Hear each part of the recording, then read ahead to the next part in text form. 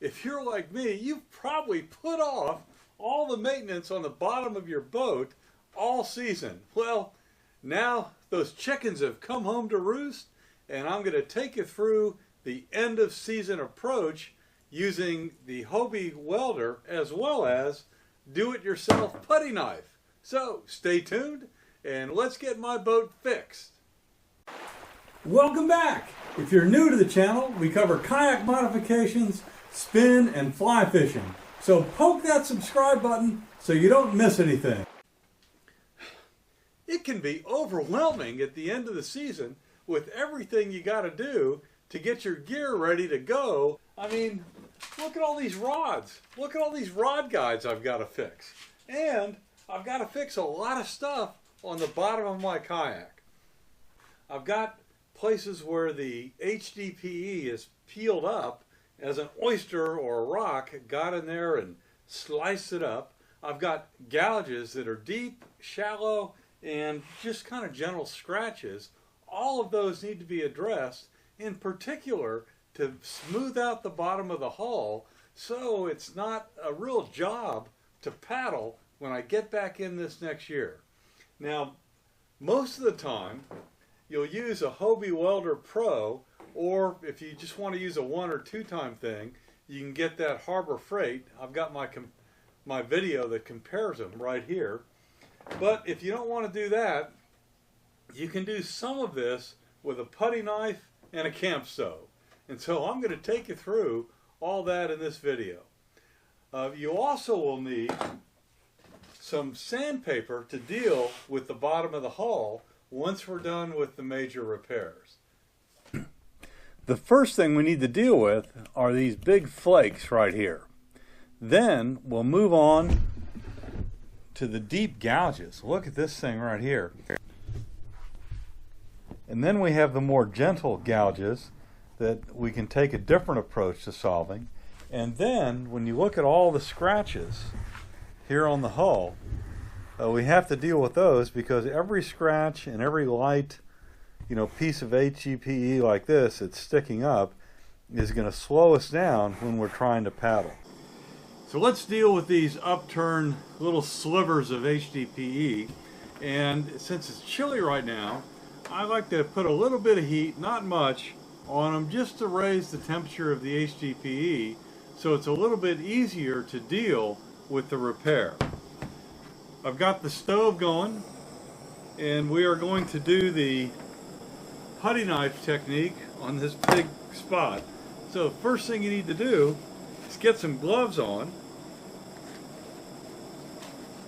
And you would use these anyway with the Hobie Welder Pro. I'm just going to hold the putty knife into the flame of the stove for a little bit to get the tip of it heated up. Then I'll go ahead and just brush it right over this sliver to get it to lay back flat.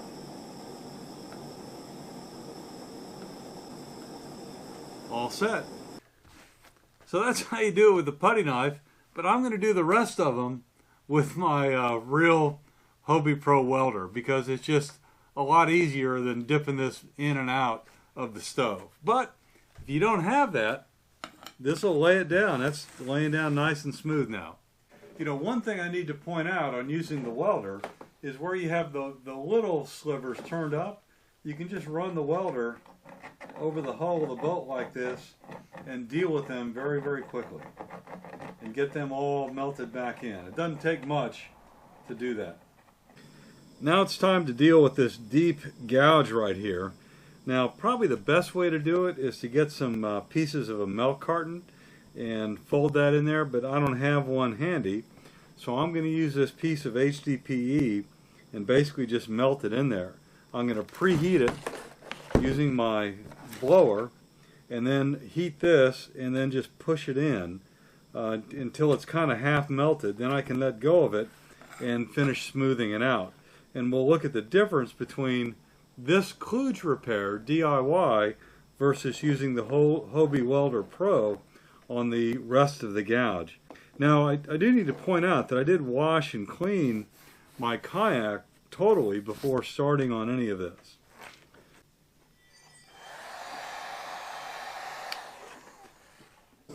So the first thing you want to do using the putty knife is tack it down on one end to stabilize it. And you can see how slow this is going to go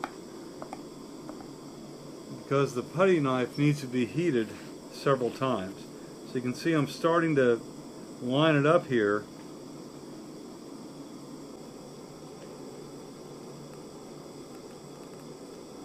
So basically I'm just holding this in one place to slowly melt that HDPE. And you can probably figure out that the thinner the HDPE is, the easier it's going to be to use this technique. Be sure you have your gloves on because this is hot. But now this is where the putty knife kind of gets sucky because I've got to go back and reheat it.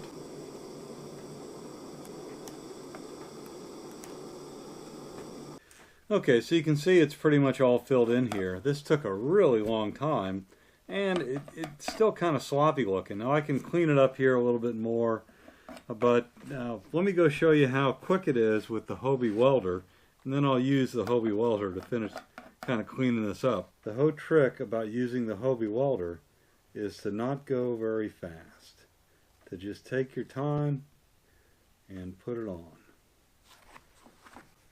So here's a couple scratches that I want to go ahead and take out. It doesn't take much with the welder. I've changed the tip, by the way. On a lot of them, you can just kind of run the tip down the scratch, and you can see it just kind of fills it in and melts it back together. And that's all I really need to do to clean up these type of scratches. The next step is to go ahead and sand the bottom of your boat. And what you want to do here is knock down the slight upturn around all the smaller scratches. It'd be an exercise in frustration to try and take any kind of tool and totally smooth out everything on the bottom of your boat. So what I do is use increasing depth of grit. I start with 120 and I end up with 600, and I'm going to just lightly sand the bottom of my boat. Now obviously you need to be very careful using the aggressive grit and not use this too much. You know, just a light sanding of that to knock down those edges. And then as you get up to the 600, you can take a little more time to make sure that they're done. But you definitely don't want to sand this to the point of ruination and thinning out the bottom of your kayak.